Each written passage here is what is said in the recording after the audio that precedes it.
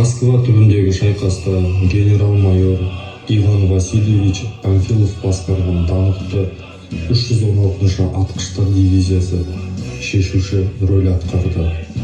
Дивизия құрамының 70% қазақтардан құралды. Қалғандары орыс, қырғыз, ұйғыр, дүнген, татар, тағы басқа ұлт өкілдерінен болды. Дивизия жауынгерлері жаудың танкілеріне табандылықпен қасқайып қарсы тұра білді.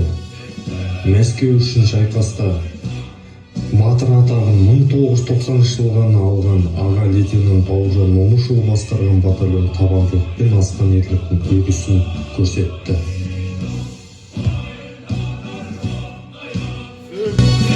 Тік тұрыңыз.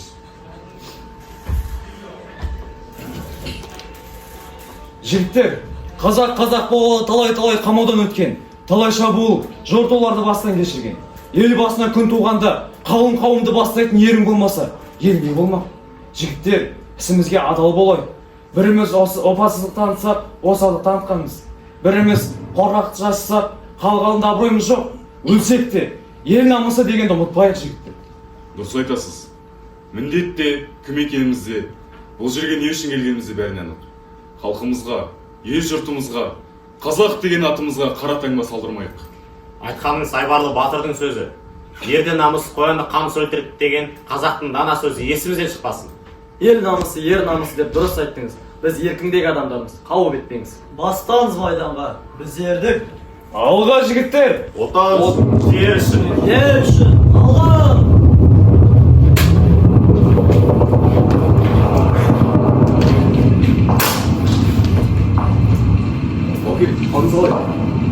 Маған қарайлама, бұлтты басқа.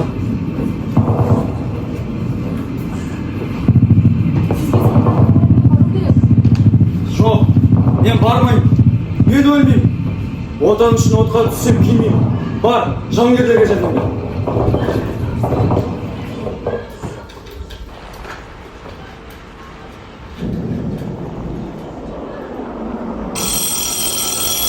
Жігіттер, сүйегіміз қалса да осы жерде қалсын. Артқа бір адым жол жоқ.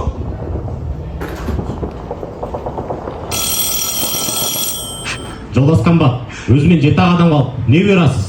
Елге қайта қой дей алмаспын. Бірінші батальонның құрамына еніп, онбасы ретінде соғыс.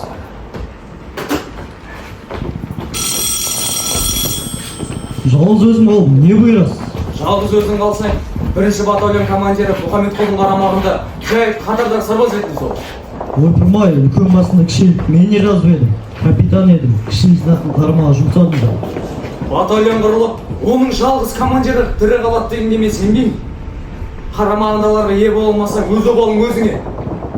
Қатарда сарбаз ретінде соғыс. Құп болады.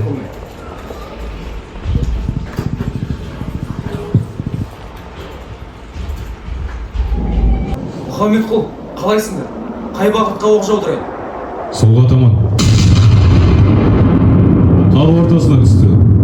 Беті қайтты оң жақтылардың. Уф, бір беліміз жазылып қалды. Жолдас командир, жан-жақтан құмырсқаша өріп қаптап келеді.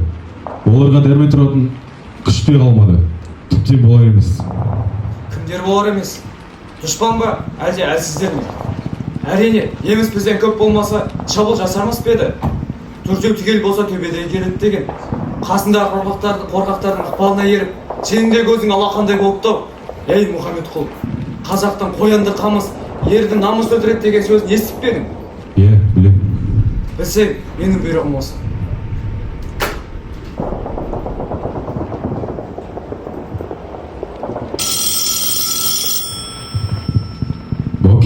Баукеш, тұрдық не болса да. Бір адым кейін шегінбейміз. Айтайын дегенім осы еді. Жақсы, жолдарың болсын. Зеңбіректерді қайда жұмсау керек екенін айтып отыр. Жаулардың тобына шықты. 100-200 өздерінің пулемет мылтықтарымен аларсыңдар.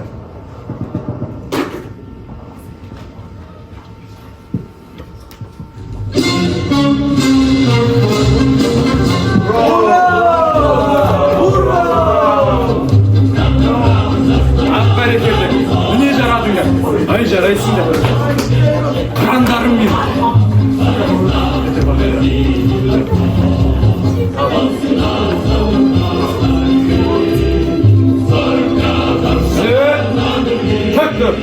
Oğlumға алғадырмыз. Жырламай тұра аламын қалай мұны, жерме жолатпаған мың қайғыны, қаһарман жазушы ақын, дана азамат Бауыржан Момышұлы ер айбыны. Бауыржан Момышұлы қарабасы, халқының болған адам садасы, Бауыржан Момышұлы қазақ деген ғаламат ұлы сөздің баламасы. Ел аузынан есімде ұлақ атты сөздер, батырлыққа баулайды қол бастаған кездер. Суретіңе қараса, өткір бол деп өмірде, алмас қылыш жүзінде жарқырап тұр көздерің. 80 жыл бейбіт көктем таң атқалы, 80 жыл шуақты күн тараттан.